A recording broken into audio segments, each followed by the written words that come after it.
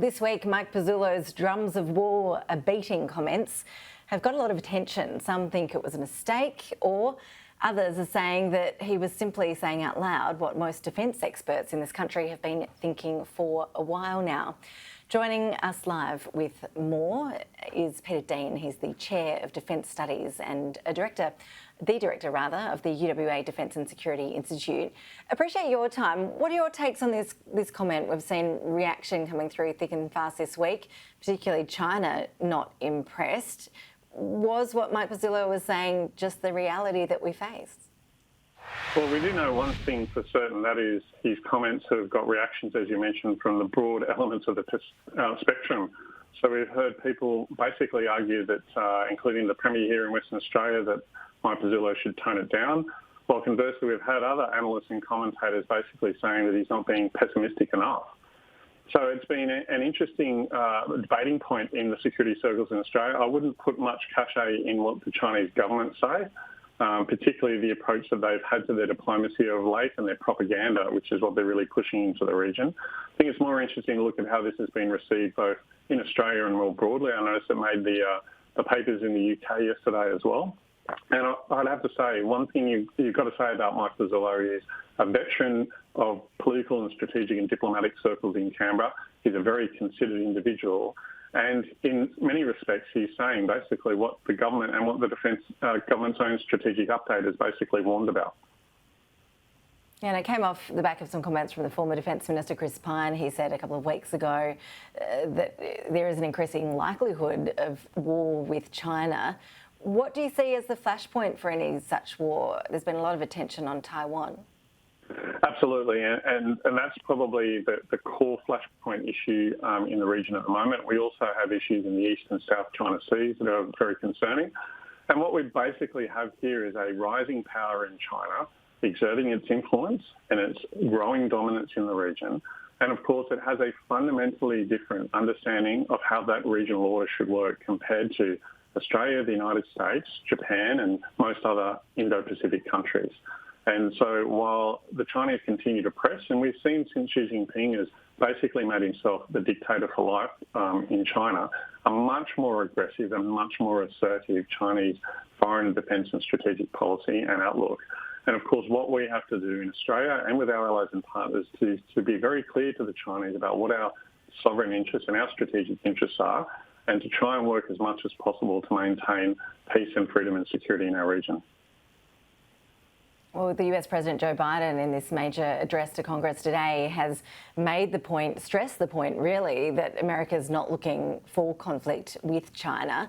But of course, we know that the US and its allies are prepared for any scenario. We heard from the Prime Minister Scott Morrison yesterday on this. He announced a major upgrade to defence training facilities, the aim being to increase wargaming essentially with the US and exercises that we have been doing for some time now. How much of an investment do we need, do you think, to get up to scratch with those defence facilities?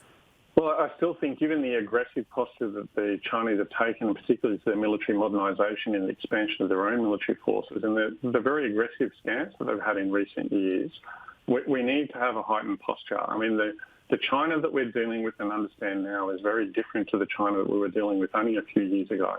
It's making a significant change in its approach and its attitude towards the region. And just to reference back to Secretary Pezzullo's comments, like, everyone's honed in on the drumbeats of war question, but he's also made a very important point that Australia must strive to reduce the likelihood of war, but not at the cost of our precious liberty, as he said.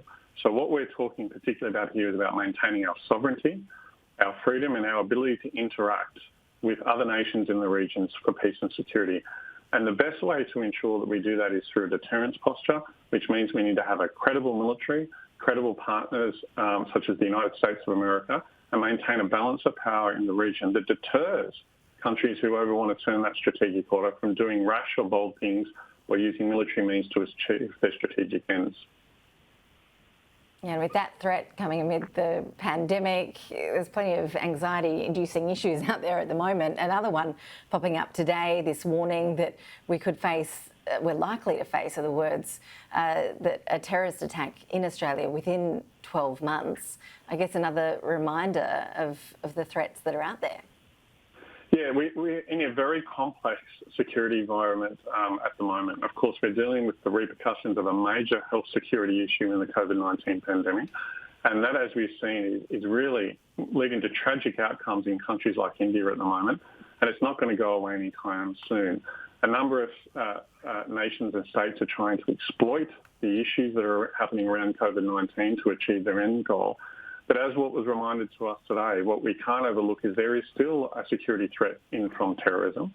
That is a declining security threat compared to what we've seen in the past. But what is disconcerting, what the Director General of ASIO raised today, is what we've seen is the growing concern about right-wing extremism, both in Australia and overseas. And so while he did call out Sunni Islamists as a major concern, he did particularly highlight that rise in right-wing nationalism and right-wing extremism, which is bordering on or actually creating threats for us in terms of the terrorism space.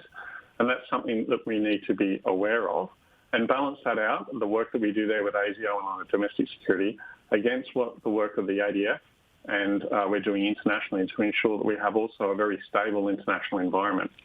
And of course, we don't want conflict with China, as President Biden said, but what is very clear is that we're in a position of competition with the Chinese. We need to maintain our sovereign interests. We need to work with China on issues such as climate change wherever we can, but we need to be very clear about what our interests are. And for instance, we had already seen that the level of conflict we're entered into with China on trade issues.